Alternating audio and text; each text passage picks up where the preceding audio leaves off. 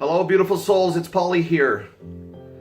This is the most vulnerable I've ever been in a video, and you'll see why pretty quickly.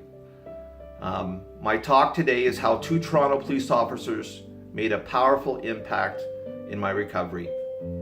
First, I want to state that, I'm a university educated man. I had a very successful business in Ontario, and then got into addiction, and I never had a criminal record until my 30s, and it was because of addiction. So years ago, I am living in a crack building. I'm using between $600 to $800 a day, and I wake up each morning penniless and owing the drug dealer. I was not sure how much longer I could hold on. I was on another death run from hell.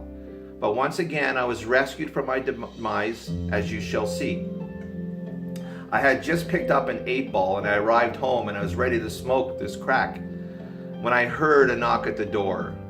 I looked through the peephole and I knew right away this was not good, because they looked like detectives. And I asked them, what do they want? And one of them said, "We are here from major crimes," which is not good. "We have a warrant for your arrest. Open the door." And of course I said, "For what?" And then they continued and they said, "We have you on camera at 6 different occasions stealing booze at liquor stores in Greater Toronto. So open the door." I then asked them to slide the warrant under the door, but they did not have a warrant. And so I didn't open the door. It pissed them off because they could not legally come in without authorization. They continued to pound on the door, and all I could think about was getting high. And also I was like kind of freaked out that these are 6 charges, and I knew that I was going to be getting a lot of jail time for this.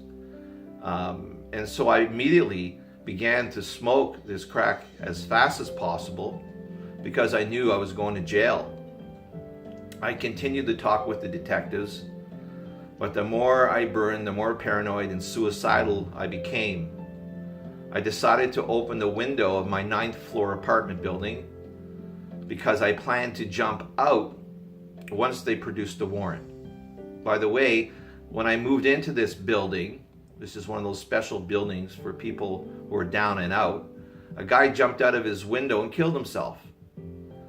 I honestly felt like my life was over and I was ready to end it. They finally, after quite a couple hours, produced the warrant and slid it under the door and asked me to open it. I went back to the couch, I smoked one last piece, and I headed to the open window. I climbed up on the ledge inside the window and I looked down at the long drop. I was contemplating as the officers continued to bang hard on the door and yelling at me to let them in or they're going to break down the door. I couldn't do it. Every time I looked at the ground, the fear was overpowering. Became very pissed off that I didn't have the courage to jump, and I began to weep. I decided it was time to face the music and unlock the door.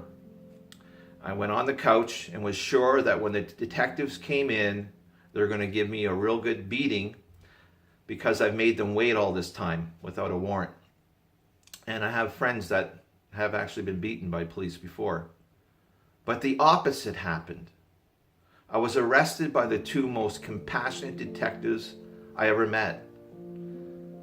And I was now in this holding cell in Division 55. And Detective Lauren Hazard brought me a piece of paper. And she said, "This is who you are," and left. And I was like, what the hell's going on here? And I unfolded the piece of paper, and it was an article from the internet of me winning Mr. Ottawa, Mr. Eastern Ontario bodybuilding championships from years previous. And it was also some stuff of me when I spent many years as a professional actor in Toronto, and there was some bit parts that I did that were on this Google piece of paper, and it blew me away. She touched my heart. I then permitted the other detective, Lauren Fowler, to talk with my lawyer Blair about my case. they had a great chat. And then later Blair said to me, "Why are they taking such an interest in you?" And I said, "I have no idea, Blair." And it was not until after I was charged that I found out the real reason why the two of them were so kind and took such an interest in me. And by the way, I ended up getting a house arrest for 3 months, which is unheard of. And here's why they went to bat for me, is because they saw something in me. And so I asked her, why? And she said, Detective Lauren Hazard said to me that she had a very close friend die of a heroin overdose. And she was very emotional when she told me that. And Wayne had family and friends who suffer from addiction and alcoholism. They understood the disease of addiction, and they knew that this was not who I really was. Wayne and Lauren chose to see the light in me for whatever their reasons, even though it appeared otherwise. We have been friends ever since. I send them emails.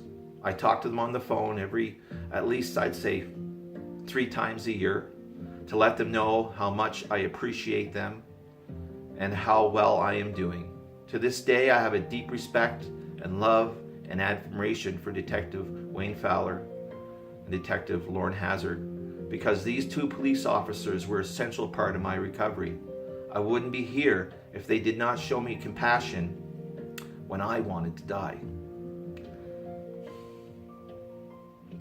One of my dreams is to share this story with the new cadets before they graduate as police officers. And I hope that my book will help fulfill this dream and that it will come true. And I know that Lauren said that would be a fantastic thing. It was the last time I was incarcerated, and I want to thank Wayne Fowler and Lauren Hazard. Namaste.